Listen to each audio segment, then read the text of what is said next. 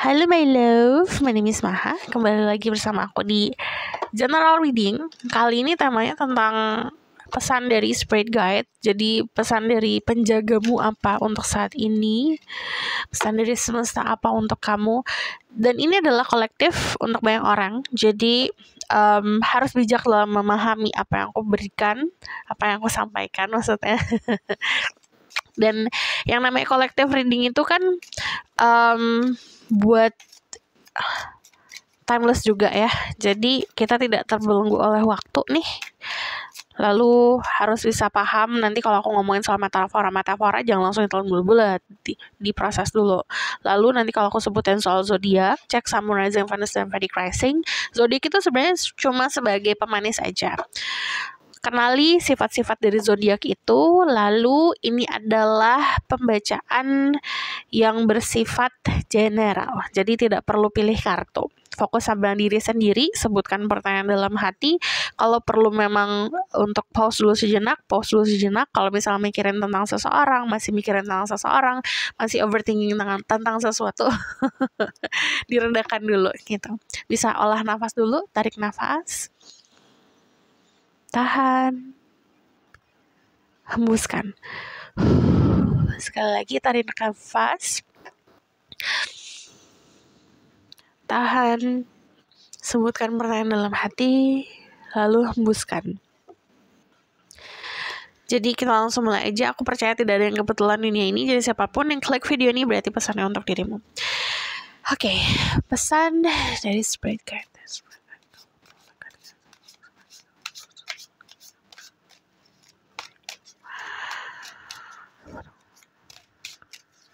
Pesan dari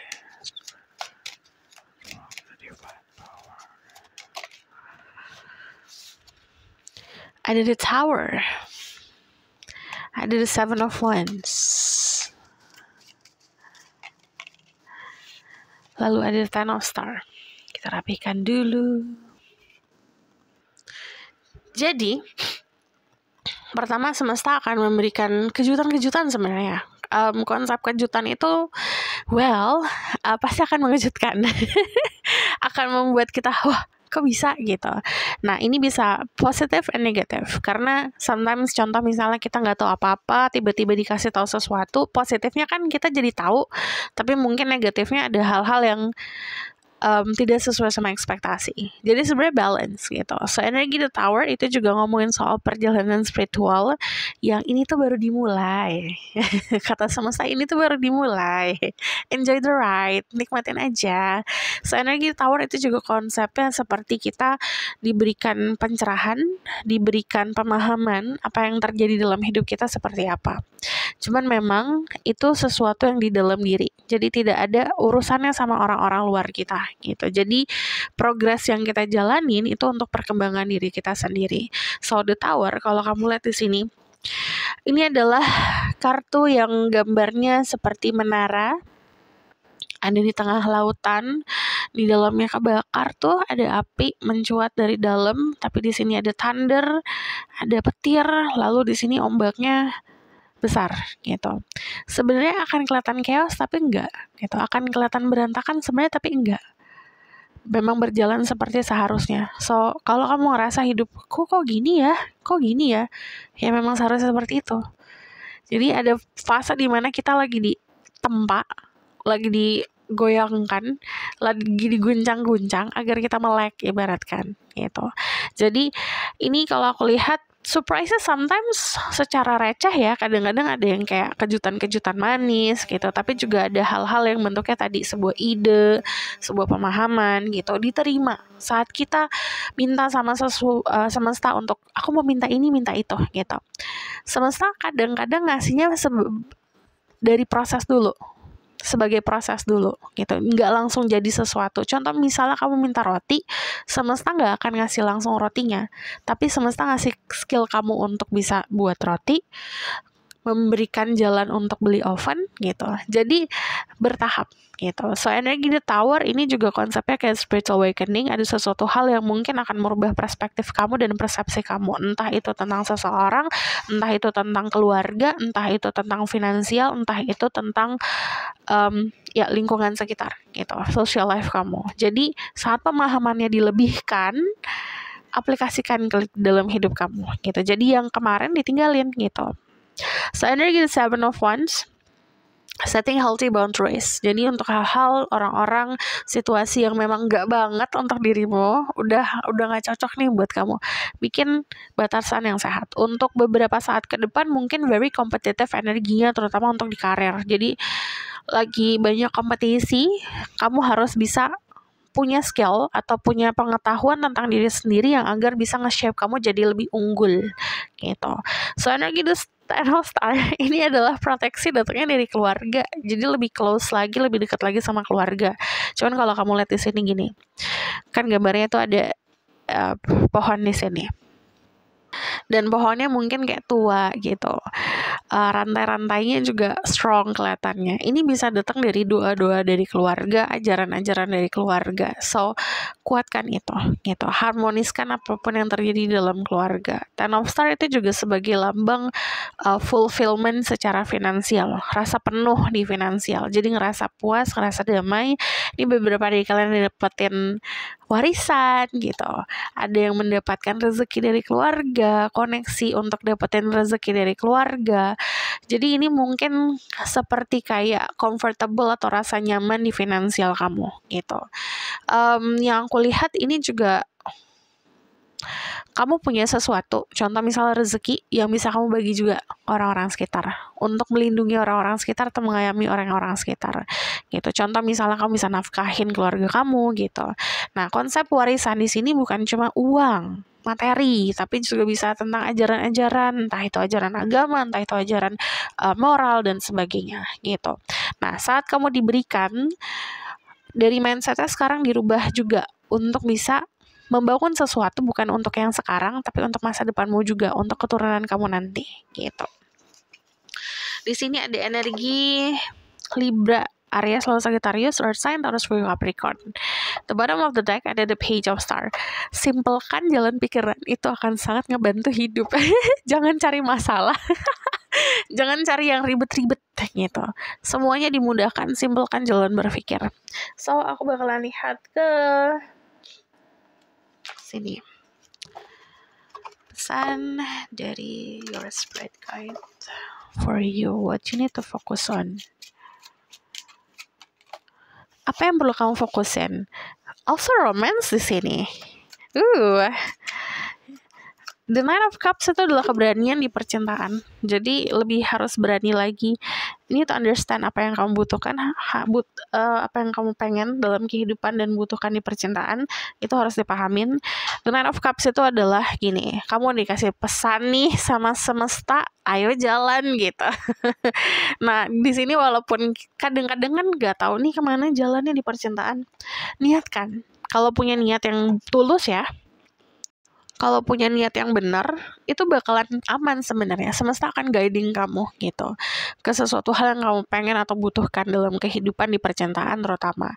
Nah, ini juga keberanian secara hati gitu. Be honest with yourself sebenarnya. Itu penting sekali. Jujur sama diri sendiri. Gak perlu langsung jujur sama seseorang atau langsung jujur sama dunia lah gitu, tapi jujur sama diri sendiri at least. Nah, nanti saat kita jujur sama diri sendiri, hal-hal yang jatuhnya bikin galau, bikin emotion kacau balau gitu, itu akan sebenarnya jadi reda gitu. Dari energi The Nine of Cups sendiri, beberapa dari kalian itu nanti akan diketemukan atau bahkan ketemu sama orang-orang yang bisa membuat kamu memahami konsep cinta gitu. So energi The Nine of Cups sendiri, beberapa dari kalian ada yang mendapatkan gesture love. Gesture love tuh kayak diperhatikan, disayangi gitu. Jadi akan ngerasa banget ada gesture-gesture cinta di sekitaran kamu. But aku ngeliat dari energi The Knight of Cups ini juga datangnya dari diri sendiri. If you want love, you need to show love. Tunjukin. Jadi yang ngerasa mana kayak kok nggak ada gitu. Ya tunjukin dulu gitu, cerahin dulu. Nggak harus ke seseorang, tapi juga bisa ke orang-orang sekitar kayak keluarga, teman-teman gitu. Jadi gimana caranya kamu memahami cinta tuh caranya untuk bisa ini nih kamu kasih dulu nih gitu. Ketulusan cinta tuh gimana sih gitu. So energy justice sama konsepnya, saat kita nanam sesuatu kita dapetin sesuatu. So justice di sini adalah balik lagi soal kejujuran. Jadi yang disaranin sama spirit guide kamu adalah jujur dalam apapun, percintaan, pekerjaan, hubungan pertemanan, hubungan sosial lainnya lah gitu. Sama ke diri sendiri dan ke yang di atas. Itu harus ada kejujuran. Jadi itu harus jelas gitu. Rasional tetap harus banyakin ilmu dan belajar untuk mengasah otak, mengasah pikiran gitu. Balik lagi nih ngomongin soal kejujuran, di sini ada gesture atau ada affection yang harus kamu berikan ke orang-orang sekitar gitu. Afeksi itu contoh misalnya kasih sayang, balik lagi. Ini silvery juga ditingkatkan, kesopan santunan, tata krama dan moral gitu. So ini yang harus kamu fokusin juga. Tapi kita bakal lihat di sini ya. Masih penasaran. Pesan penting untuk dirimu.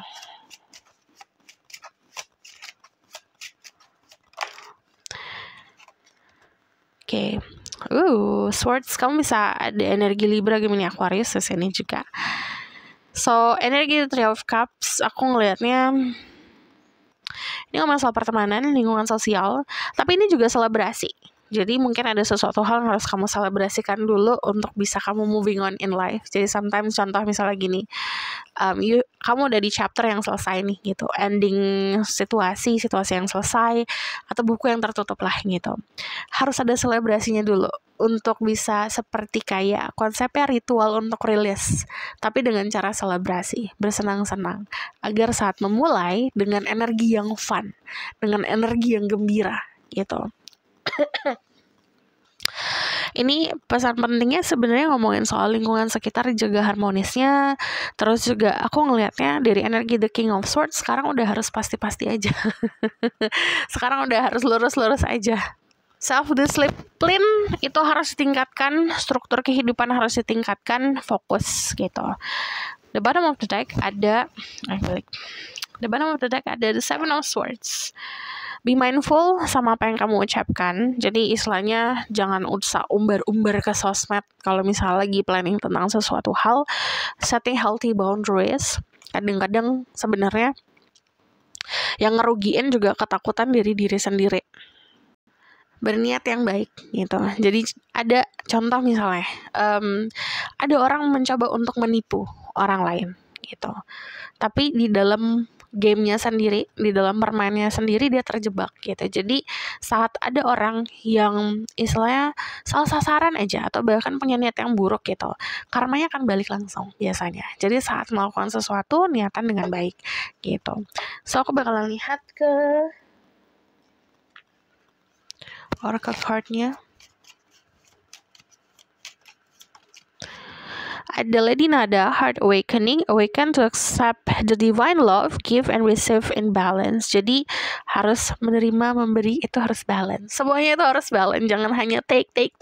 Jangan hanya ngambil. Terus di sini untuk bisa membuka rezeki di cinta, in divine love kita itu harus mampu untuk bisa gimana caranya aku memberikan sesuatu yang tulus dan berterima kasih sama apa yang aku dapetin gitu. Ada Mahavatar Babaji, soul expansion. Your consciousness is expanding, you understand the connection between all things. Yang tadi aku bilang, pemahamannya nanti diperluas, jadi bisa memahami lebih lagi gitu.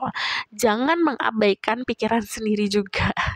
Divine alchemy, move beyond the current challenge, focus on what you desire. Fokus sama apa yang kamu pengen. Jadi yang namanya challenge sudah pasti akan ada.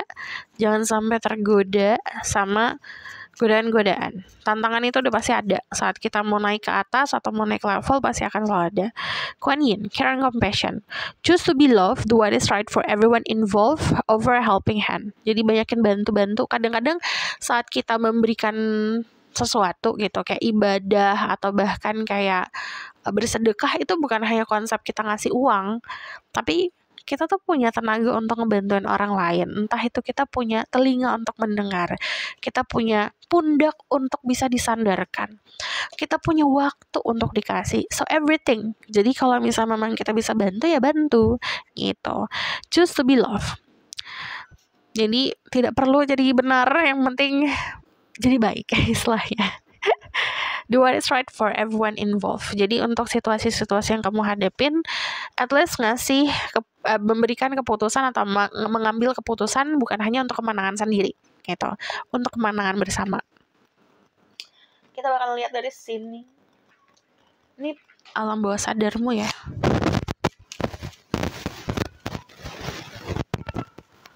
Alam bawah sadarmu. Time.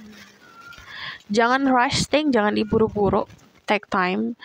Everything is take times. Belajar kita butuh waktu. Iya gak sih? Kita sekolah tuh lama loh, butuh waktu. Apalagi dalam sekolah kehidupan ya, forever, selamanya. Jadi jangan terburu-buru. Ada momentumnya kok saat kita tahu harus ngapain. Saat kita memang yakin akan sesuatu hal, apapun itu, atau seseorang, atau apapun ya, pekerjaan, ada waktunya kok, ada momennya. So di sini ada books, ini juga ngomongin soal belajar lagi. Jadi kamu punya sesuatu di dalam dirimu tuh kayak punya desire atau keinginan untuk nambah ilmu atau belajar lagi. So aku bakal lihat dari sini.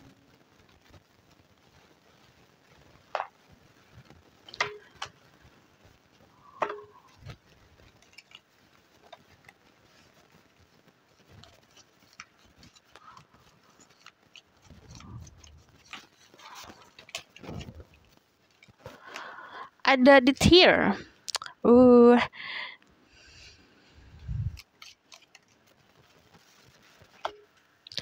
Kalau aku lihat ini konsepnya kayak ada momen dimana kita harus jadi rapuh gitu untuk memenangkan sesuatu. Jadi saat kita ngerasa down banget, kayak rapuh banget, keluarin semua gitu. Pain yang kita punya atau rasa sakit yang kita punya akan keluar, terbawa sama air mata. Lalu di sini ada medallion. Jadi sebenarnya tinggal menggapai aja. Apa yang kamu pengen udah ada di depan mata, tinggal digapai gitu. It's something, ini sesuatu yang memang diperuntukkan untuk kamu kok. So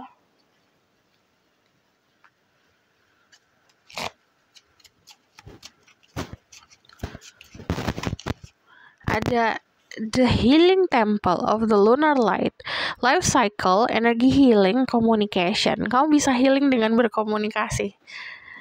Jadi contoh dengan curhat. For me personally, cara aku healing adalah dengan aku curhat gitu. Curhat itu ngebantu banget gitu. Jadi saat kita pun udah bisa meluapkan, kita sambil ngomong tuh kita pasti akan mikir, ini apa yang aku ngomongin ya gitu. Ini aku ternyata ngomong kayak gini, dan solusinya pasti akan nemu sendiri sebenarnya. Lalu di sini ada life cycle, energy healing. Hidup itu siklus. Saat kita terlalu punya kemelekatan akan satu siklus, kita tidak akan maju ke siklus berikutnya. Gitu.